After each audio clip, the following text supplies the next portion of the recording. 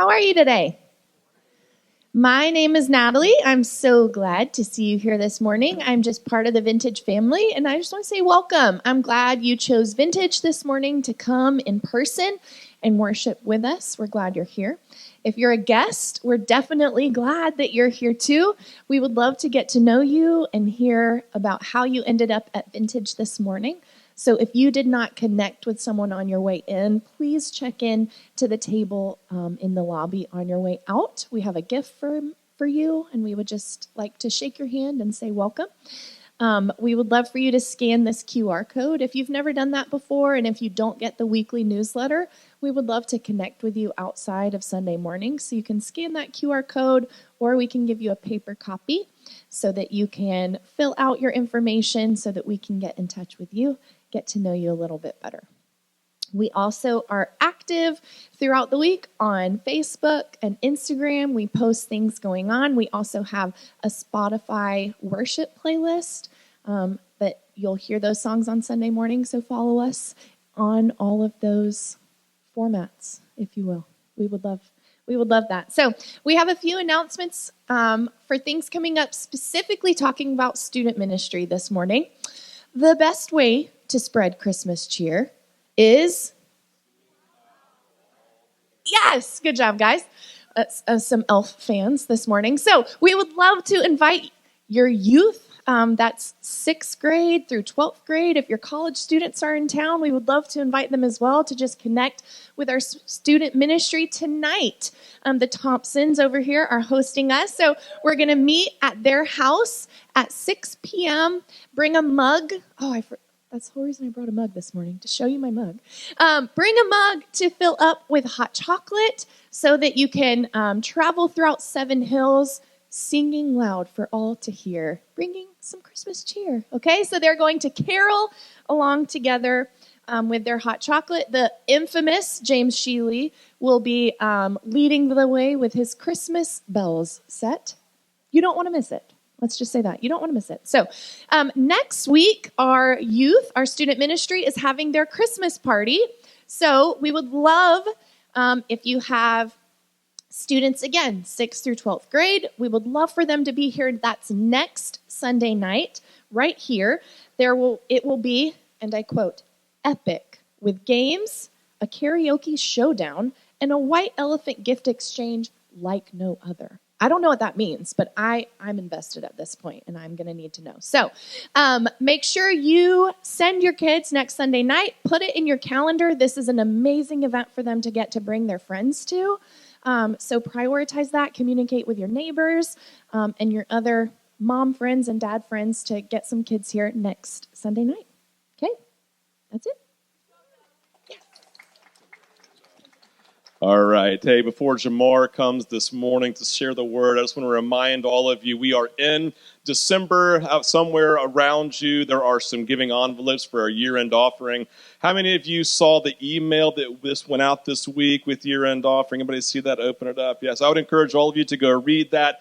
Again, as we come into the end of the year, our hope and desire is this. One, there are things that we want to see happen with our just annual giving, our regular budget, regular giving. And this year, our hope and desire, our prayer, I invite you to be praying into this. We want to end our year in regular giving around $120,000. And then what we would like to do, because that helps us continue to do ministry, to invest into the life of what we're doing here at Vintage. But on top of that, we have our year-end offering, which is a separate gift, where we would hope to raise about $30,000. And what that will fund this year are three things. One, there are mission things that we do outwardly in our community. All of you have been a part of these in some form or fashion. Every single week we provide backpacks filled with food that go home with all the children from Abney Elementary who are on the free and reduced lunch program. We provide meals for them. We want to continue to fund that. Second, we are connected with Receiving Hope here. It's a sex trafficking recovering center for adolescents here in our community that we are a church partner with, and we want to fund that.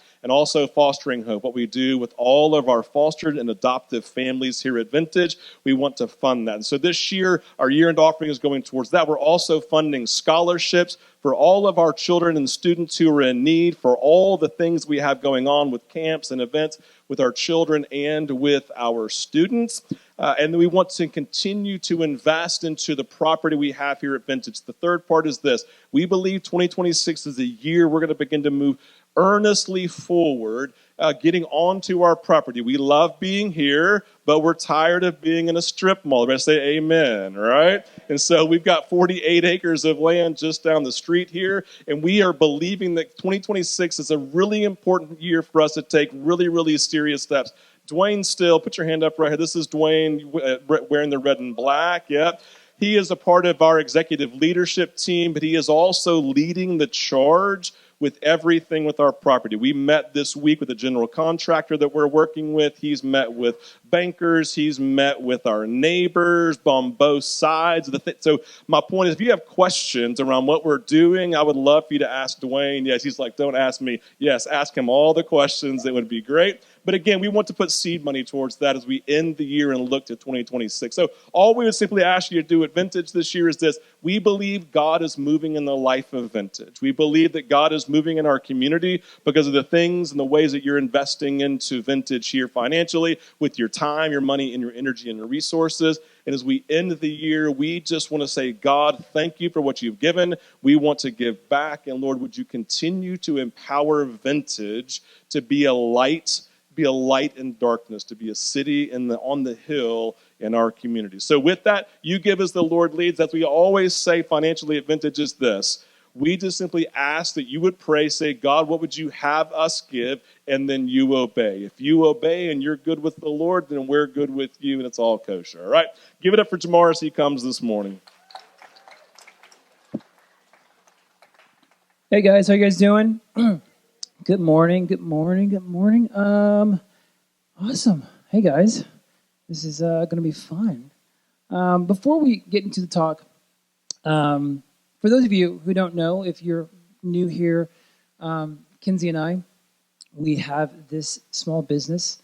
It's called Kaya Studios, and it's been awesome the past couple of years. We started this business in the very beginning of COVID, 2021. And it's been really fun and really great. And man, this year has been so amazing. The month of November, and basically it's just like a photography studio. People come in, you can rent the studio, take pictures, engagement photos, Christmas photos. And for the month of November, just kind of like, it's our craziest because we have a Christmas theme. And we had like 150 bookings, which is ridiculous. Which is basically, if you want to do the math, that's like 5 bookings a day, every day for 30 days, with an average around an hour and a half. It's great. Or if you wanted to, 1 booking a day for 30 days a month, that's 5 months of booking into 1 month. And so it's been really amazing just to see this and see this grow. And so this is a conversation that Steve knows, and so this month will be my last month. I'll be stepping off of staff. And just really focusing on Kaya Studios moving forward. And not only that, we're wanting to also start another business here in Ackworth, which I think would be really helpful and really beautiful for just the city of Ackworth. And so this is a bittersweet moment. We're still going to be here. We'll be around. But we just kind of wanted to step in and lean into what God is doing in our business and really want to explore that and flourish that and flesh that out. So that's the one thing. But I knew that was coming. Number 2, with that being said, I do know that I was leading small groups, but Ken is going to be heading over small groups, and so Ken is right there, back there. You want to stand up, Ken, with his hand? So if you're looking to lead a small group, this is a great opportunity. Go talk to him, especially for the spring. That's going to be a great opportunity for you to lead. He will be able to help you and guide you for the next coming small groups. Cool? Cool beans. Got that out the way. Awesome. So Kinsey and I, you are married, you've probably done this. We are doing this thing where we are watching full series, okay? We're going back and we're watching all these old series on TV shows, especially on Netflix. And the last one we did was Seinfeld. And Seinfeld, just a great TV show. If you haven't, go look at it. So amazing. The comedy is just amazing. And it's been great. So we watched the first episode all the way to the last episode. So now we're like, okay, what's our next series? What's the next thing that we want to watch? we took a dark turn and went to The Walking Dead. And it's a great show. It's amazing, and it's filmed here in Georgia, and so we're in the middle of this series, The Walking Dead. And if you haven't seen The Walking Dead, I'm about to share some things. Shame on you. That's your fault. It's been out for so many years. I might give some things away. And it's just this whole story is about these group of people and this one main character named Rick. And Rick is just this amazing guy, and he has his family and his bunch of crews, and they're just trying to figure out how to do this life through this apocalyptic through zombies. And there's just zombies everywhere. The whole earth is filled with zombies. And it's just them navigating from place to place, trying to find some place where they can just breathe. And then they finally get to a place where they find the jail. And this jail is just filled with zombies, and they clear them out. But the great thing about this jail is that it has two barriers, got two fences. And so it's kind of like a defense for them. And in this moment, they've got this place. They've taken it over. The governor, he was annoying. He was so annoying. He's one main bad guy, and he would come and just destroy the whole place. But anyways, before that, Rick and his crew, they found a place, a safe haven. And what happened was Rick began to actually put away his gun and the weight and the tools of, taking down zombies. And he started to actually plant seeds. He started to actually grow crops and harvest crops, because in this moment, in this brief moment, him and his crew and his family, they found some type of peace. They found some type of moment where they could breathe, and they're not constantly fighting these battles, zombies after zombies, or are these people trying to kill us or rob us. But in this moment, this one little moment, they found peace. They found a moment where they can breathe, where they begin to actually grow food and harvest crops. And I don't know about you, but you may not be facing zombies. But I wonder how many of us are in those moments where it feels like it's one thing after another, and we're just trying to find some type of peace, some type of slither, a moment where we can breathe. And I want to have this conversation with you guys. We're in this series of Advent, and last week was hope. So this week is peace, and I want to have a conversation with you about peace and who is peace and what has he done for us. This topic of peace has always been elusive for me. I don't know about you, but sometimes peace, it just feels like it just slips through your fingers. And sometimes you got it, sometimes you don't. Sometimes you're like, I think I understand it. And sometimes you're like, I have no idea what it is. And there's so many definitions of peace. But they basically break down into two categories. There's external peace, and then there's internal peace. I don't know about you, but sometimes I try to grab the external peace to try to satisfy the internal peace. I try to take the things of this world, and maybe if I get this job, or maybe if I marry this girl, or maybe if I accomplish this thing, then I will have inner peace. Or maybe if this person is in office, then there will be peace.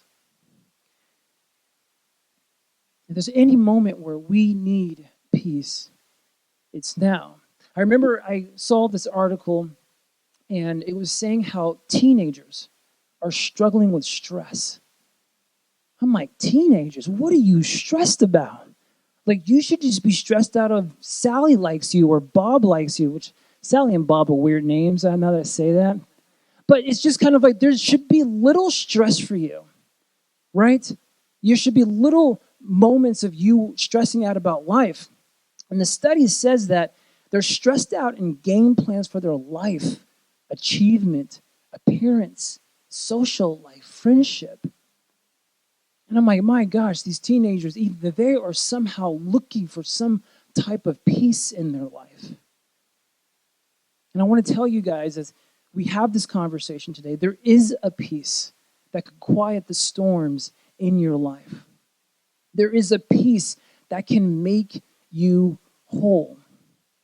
In Isaiah 9, we've read this, Steve read this morning. You're probably going to hear this because it's just a great verse. And it's describing the hope for Israel and ultimately the hope of the world. And the prophecy of the coming Messiah. It's Isaiah 9, verse 6, and it says this, "For to us a child is born, to us a son is given, and the government will be on his shoulders, and he will be called Wonderful Counselor, Mighty God, Everlasting Father, Prince of Peace. Of the greatness of his government and peace there will be no end. He will reign on David's throne and over his kingdom, establishing and upholding it with justice and righteousness from that time on and forever. The zeal of the Lord Almighty will accomplish this." Here you have these wonderful names and these titles of who Jesus is and what he would do. Wonderful Counselor, Mighty God, Everlasting Father, Prince of Peace. Words matter, and what they portray matters, and your words describe you who and what you are and what you're talking about. But I want to focus on that Prince of Peace. Can you imagine hearing this at this time?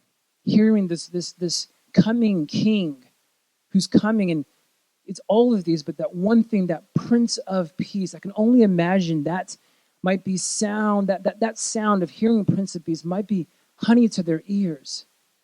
Because this was a time when the Israelites were being dominated by the Egyptians, the Babylonians, the Persians, the Romans.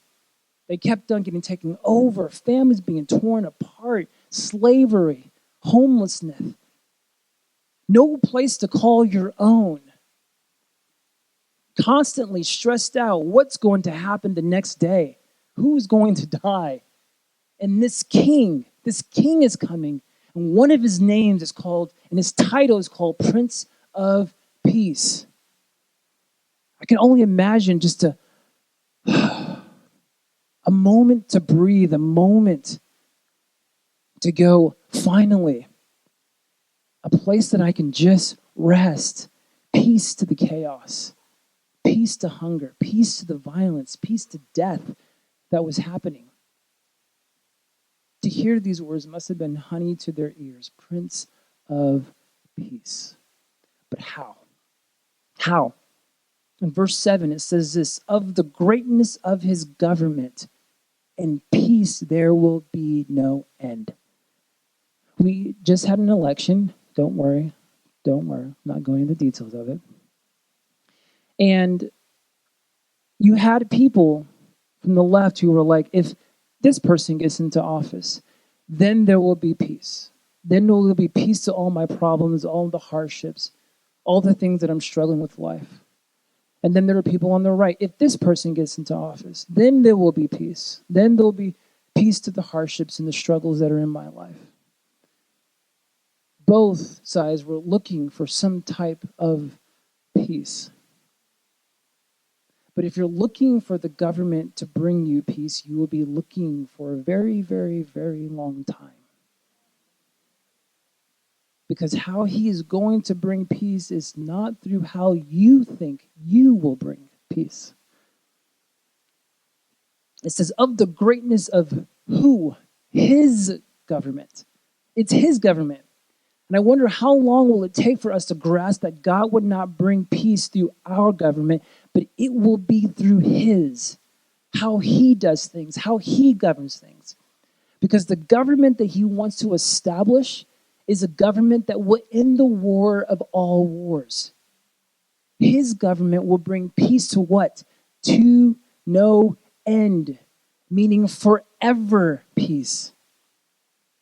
And how Jesus wants to bring peace, since he is the Prince of Peace, he does that by bringing peace to the human heart.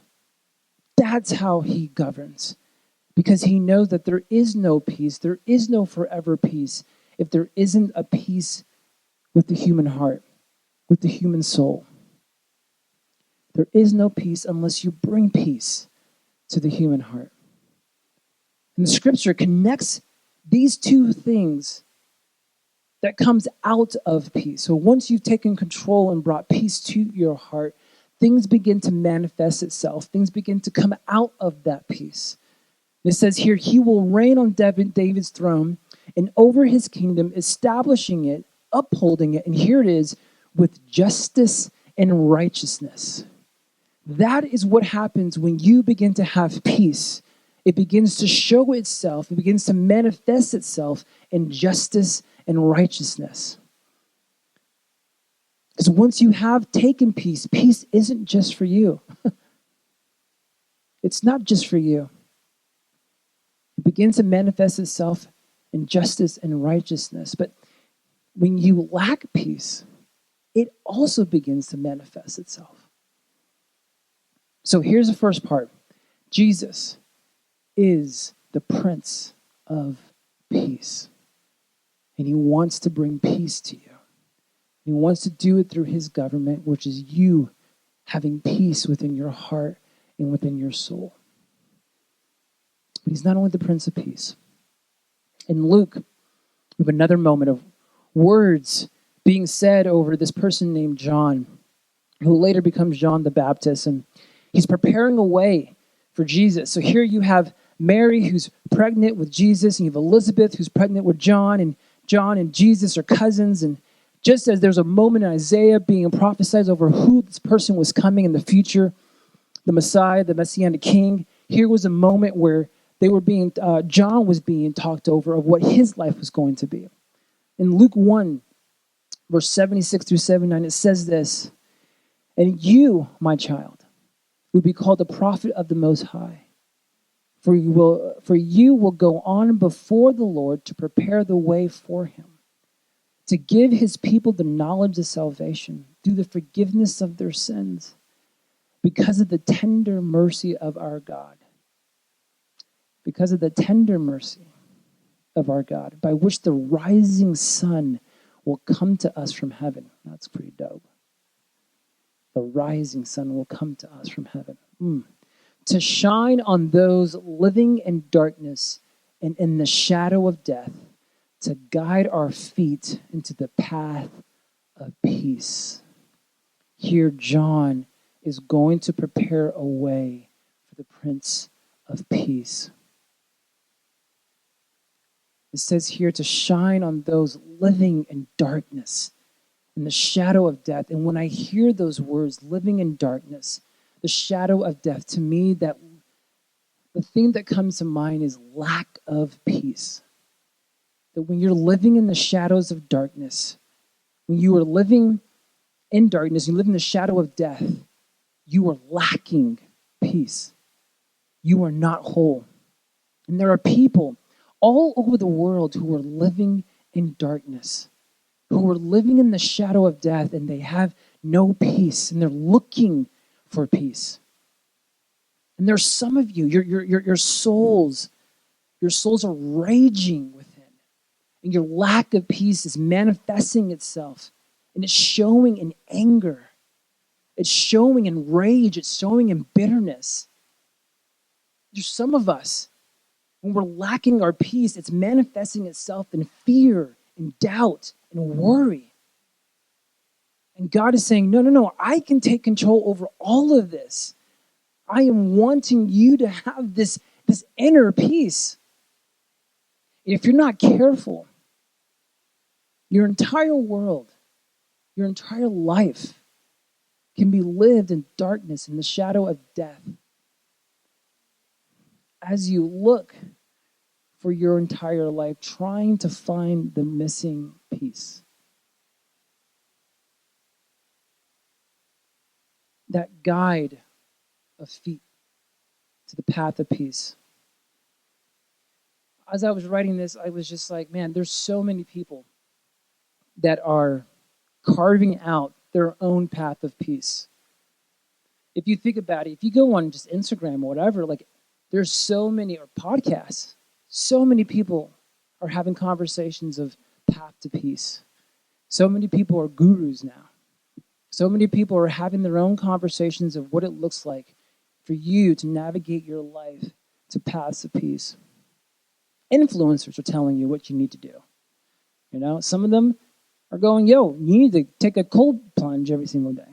That's your path to peace.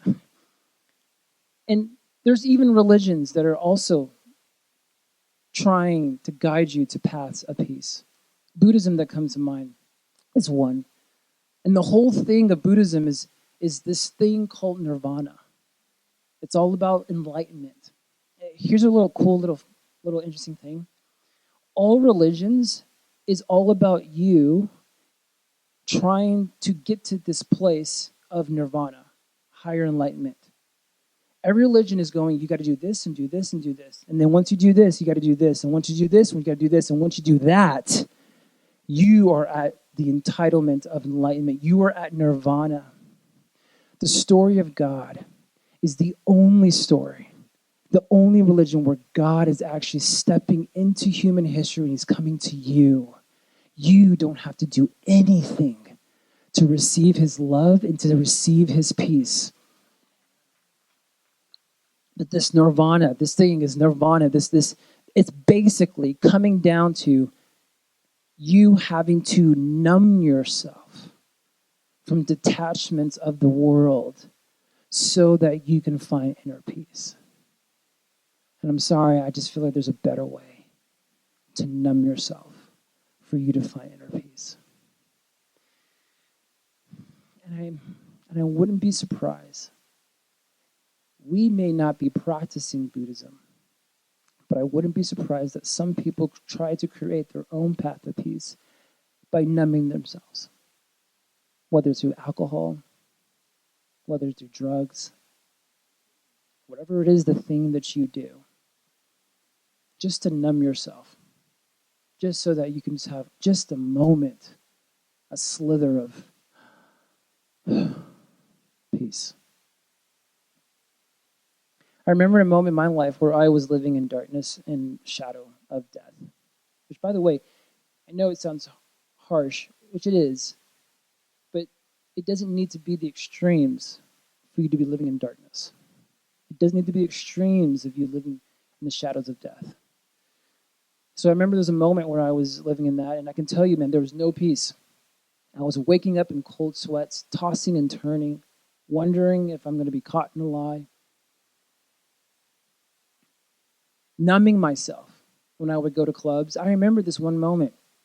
I was a club promoter in LA, and I was at a club, and I was drinking, and you know what that means at the end. And I remember one time, it just hit me for some reason. I just remember having, thinking that was going to bring me some type of peace. And I remember in the club, I was drinking and smoking, and I remember just closing my ears, and I was looking around, and in that numbness, I was like, oh, I'm not supposed to be here. This isn't going to bring me the thing that I thought it was going to bring me. And I was going out to clubs, doing things, even if it found me a slither of quote-unquote peace. And it was having my internal world knowing that where I wasn't what God had intended for me. Even to the point of one time, I was hanging out with this girl and her family that I wasn't supposed to be with. And I was dating, and I was trying to make it work. I was like forcing it. And I went to her family for Christmas, funny enough. And I remember going in, sitting down, family's doing everything, and I just had this moment, come to moment Jesus. And I was just uncomfortable, just no peace, not feeling any type of rest, not enjoying where I was at. And as loud, as clear as you can hear my voice, I heard a voice, and it's going to stay with me for the rest of my life. It was a voice, and that voice said, "You are not supposed to be here." I was somewhere where I was not supposed to be at. To me, I was living in the shadows. I was not having this internal peace. But see, here's the good news of who Jesus is. that all that guilt, all that shame, all that sleepless nights, all of that can be conquered by the peace of God. Everything that God has in store for you is so that you can have peace. Everything that God is designing for you is so that you can have peace. And if you think about it, you not having peace is an indicator that God is wanting you to have peace with him. That path of peace is in the middle. In the middle of that whole path of peace is a cross. He came to bring peace. The Prince of Peace stepped into human history to bring peace. But then we killed him. We were like, nah, we're good. And this is how I know that Jesus is like so unique. Jesus is the OG, right? Because if it was me, like if I came, right, and I'm like, yo, I'm coming to bring peace. I'm coming to bring peace. I'm going to grab, 12 of you guys. We're going to come together. We're going to get together. We're going to do this thing. We're going to go out, create peace. And then all of a sudden, I get arrested. And then you all leave? Oh, I'm taking my iPhone out and I'm writing the names down. I'm definitely going to remember this. Right? And then all of a sudden, the government that I let you build, you begin to use that power against me? Okay. Oh, and the words that I wrote to you, you're going to actually use those words and twist them and then make me guilty of it? Okay. I remember this. I will remember this. And then after that, you tear my beard, the little beard that I have, and then you begin to whip me. And then you begin to put a crown of thorns on my head to mock me. You're mocking the love and the peace that I want to bring to you. And then after that, you decide to hang me on a cross. And you leave me there for death. Yeah. Yes, you will be the first people that I text. But then 3 days later, when I arise from the dead, I am coming after you. There's no place you can hide. I'm coming after you. I'm looking through that list and I'm checking them off one by one. This is who Jesus is. He doesn't do any of that. He doesn't keep any wrong. Because if it was me, it would be a different story. He is the Prince of Peace, who created a path of peace so that he can give us peace. That path of peace was him dying on the cross. Isn't it funny how through our violence, he brought peace? Isn't it funny how this God can take the worst things and turn it into some most beautiful thing ever? Yeah, that's why Jesus is better than all of us. Because I will bring you peace. You just be resting in peace. That's what's going to be happening. That went over your guys' head. It's all good. Rest in peace. Tombstone. Got it. Okay, cool. Never mind. Let's keep it going. John chapter 20, verse 19. It says that, again, he's the Prince of Peace. He created a path of peace so that he could give us peace. And this is what happens after he's risen from the dead. In John 20, verse 19. On the evening of that first day of the week, which is a Sunday, when the disciples were together with the doors locked for fear of the Jewish leaders, Jesus came and stood among them and said, "Peace be with you." And after he said that, he showed them his hands and side. The disciples were overjoyed when they saw the Lord. Again, Jesus said, "Peace be with you. As the Father has sent me, I am sending you." And that he breathed on them and received the Holy Spirit. Remember that next verse, that first verse again. Jesus came and stood among them And he said, I'm back. No, he didn't. He said, I'm back. That's what I would have said. I'm back. Where are them disciples at? The first thing and the reason why I'm bringing this up is because the first thing he said matters. The first thing he says after rising from the dead is peace. I would have said something different. It wasn't, why didn't you trust me? It wasn't any condemnation. There wasn't any shame. The first thing he says is peace. And then he says it again. Peace be with you. I'm going to share a story with my dad and just why things matter, especially when this happens. For those of you who don't know, my biological mom and my biological dad got divorced when I was younger. And then around my early years, we just kind of stopped communicating. And through my teenage years, 20 years, I think even into my early 30s, there was just like no communication. And I remember coming back from a trip from Hawaii, from a wedding, and just had this random thought that just came crashing into my head. And it was just kind of like, you need to call your dad.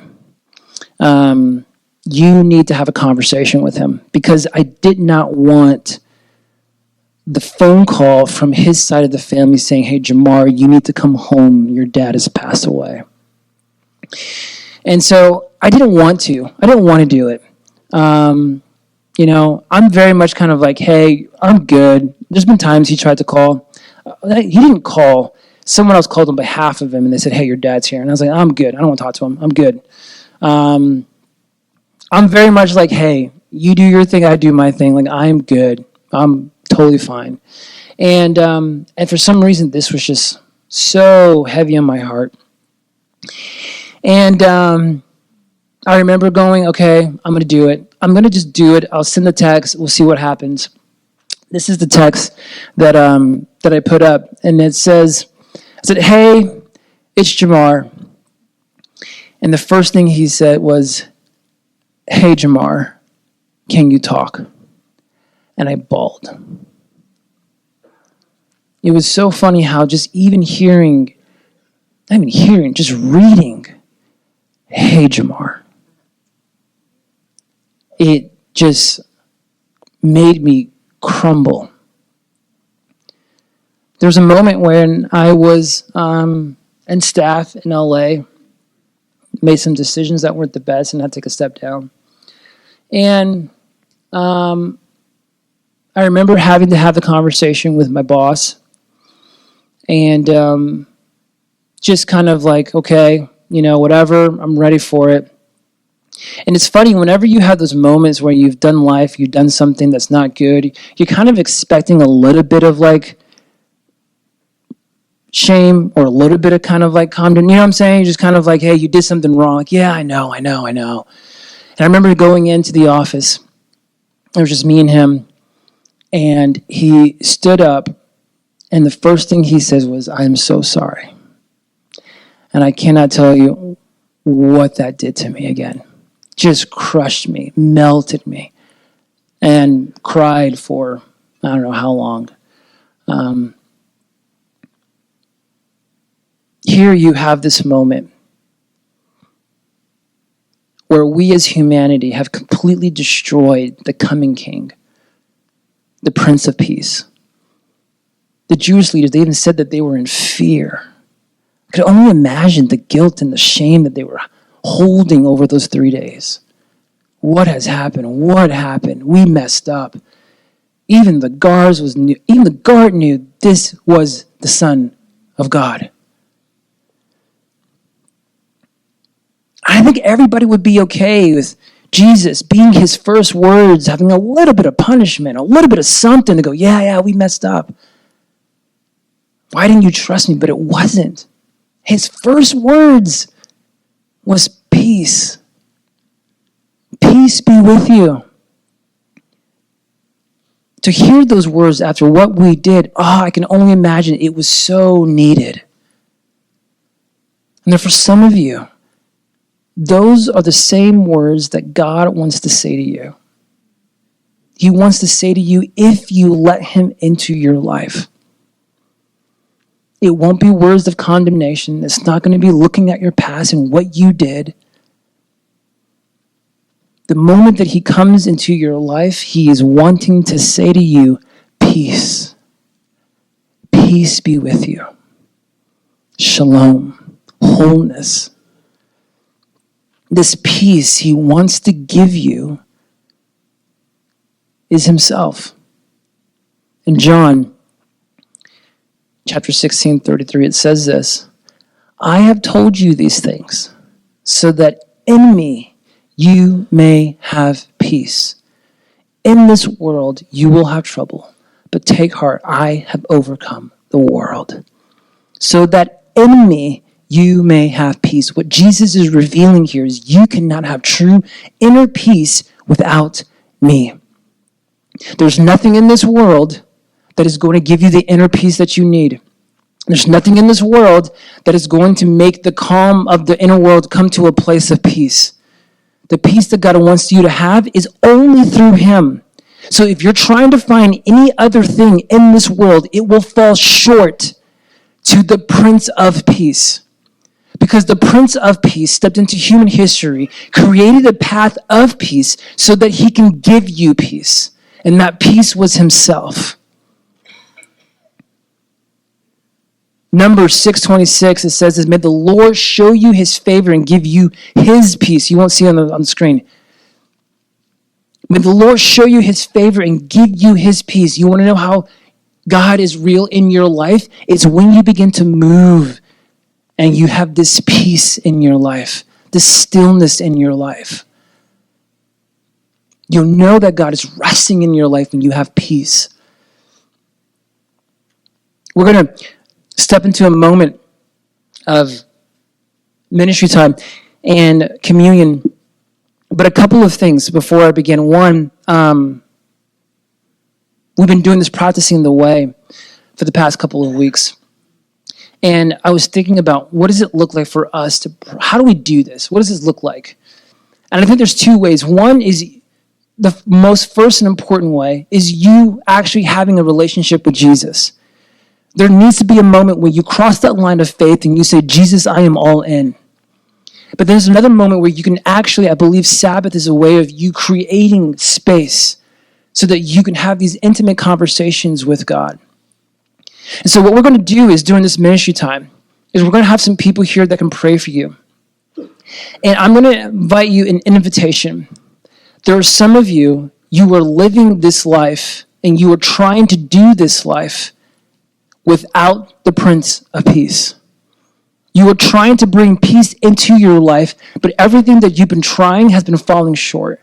Everything that you've been doing is not sufficient. It's not the job, it's not the title, it's not the finances.